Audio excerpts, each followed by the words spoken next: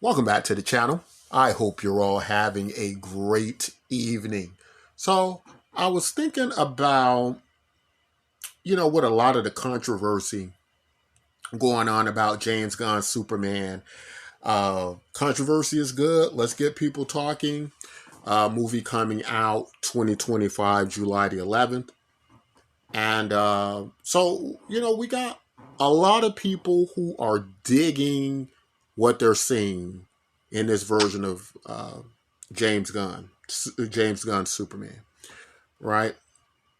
But one question that's come up is this Superman, is the um, David Cornsweet version of Superman, is he, does he exist as part of the Donnerverse, right?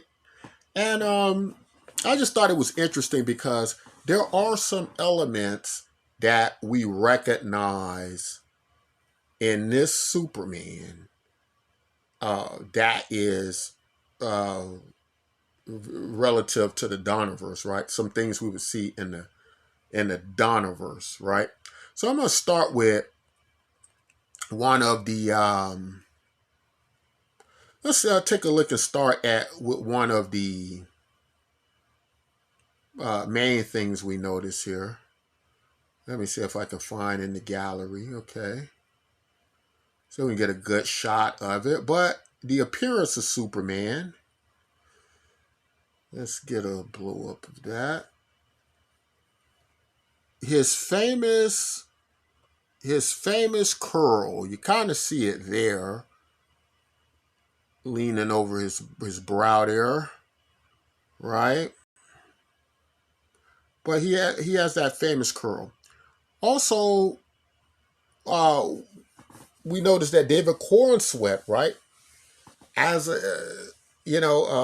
for some reason James Gunn chooses that. Now, is James Gunn a big supporter and fan of the Donnerverse? I probably think so, because that looks like that would be James Gunn's generation, right? Looks like James Gunn would have, like a lot of people grew up, on these Superman films, and probably had it had a big impact on him, right? So his Superman looks a great deal like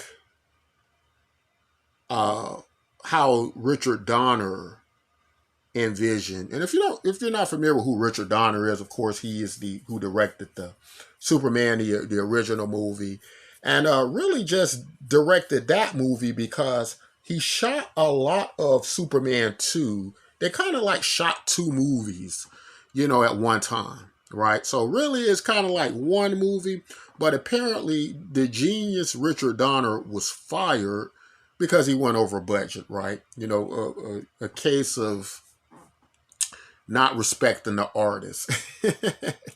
Good work costs money, right? And, you know, looks like they should have brought him back. Looked like they should have realized, hey, you know, um, it looks like they should have realized this was one of the best superhero movies ever in history. And I'm sure it made back, all the money that they thought was lost, right? Um, but also, another thing that makes me feel like this Superman kind of exists in the Donnerverse, right? Is how colorful his uh his costume is, right? You can see that this Superman, he likes the bright colors, the Derek Cornsweet version. He likes the bright colors, and unlike Henry Cavill, who liked the dark colors. Also, I don't think Henry Cavill had the curl. Yeah, he didn't have the curl. He didn't have the Donner curl, right? He didn't have that. So, um, I don't consider him Superman, but a lot of you guys do. Let's go over another point why I think this might exist as part of the Donnerverse. All right. So this version of Superman, right? The Fortress of Solitude, right, seems to have that. pyramid-like ziggurat formation, right? Remember, all the fortresses don't appear this way. They're famous in the Donner films for appearing this way. And in addition to that, uh, also what's interesting about um,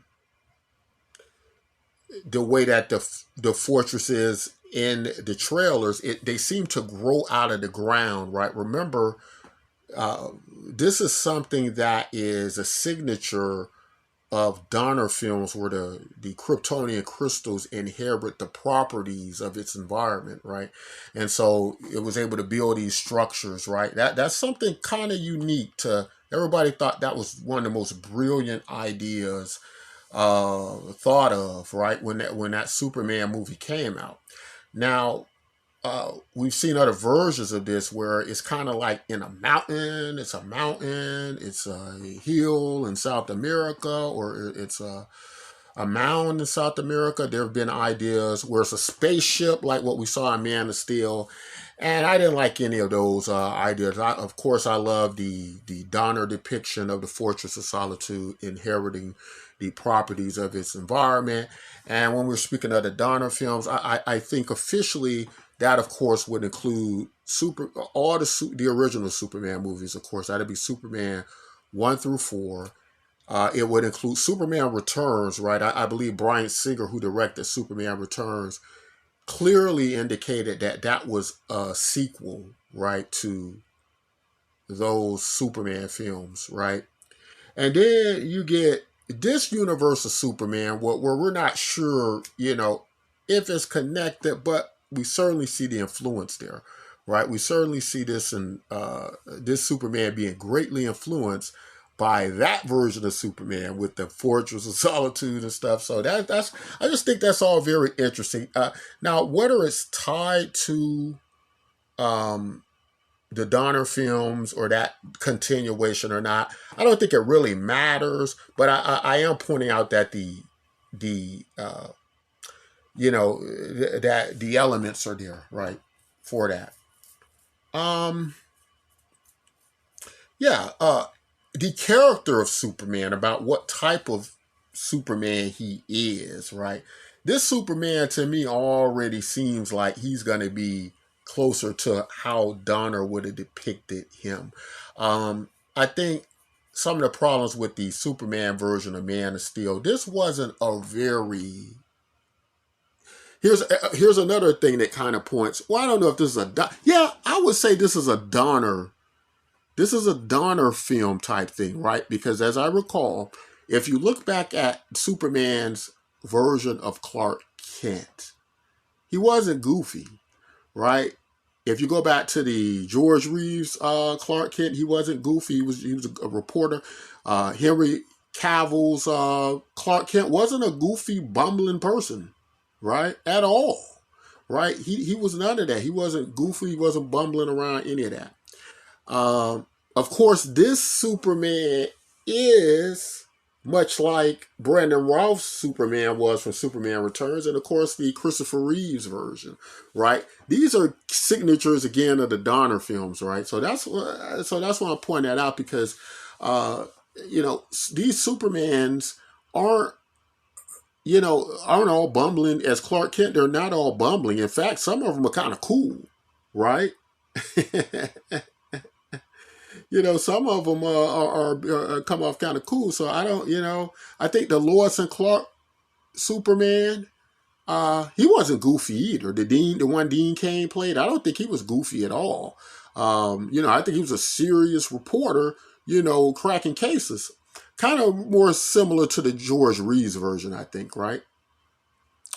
But of course, these are the contrasts between a person like Superman, character like Superman, and contrasting something totally opposite of Superman, which would be a bumbling, accident-prone type, person, right? Who's geeky and nerdy and such. And that's, how the Donner films version, and that's the one I like too. I like that version of, I like the idea of you wouldn't expect that person to be Superman, right? And even how it's done. So far, we get to see in the trailers. This guy, this David Cornsweet Superman looks like he'd be a totally different Superman. But I was just noticing the similarities to the Donner films and that. Tell me, guys, tell me all what you think. Do you think this? I don't think James Gunn's he's doing his own Gunn universe. I don't. All I'm saying is, I don't think he's pulling a Bryan Singer. Bryan Singer was clear that this is a continuation of the Donner films, right? And I thought that was a great idea. I hated to see them take Bryan Singer off of there. My next video, I think I'm going to talk about Superman Returns because there's a lot of great stuff in that movie. But tell me all what you think about the comparisons here in the in the Gunn's Superman and the Donnerverse. Guys, if you like content like this, don't forget to hit that subscribe button so you can be notified when these videos come out. That way you can always catch them and not miss them. Until next time, take care of yourselves and each other.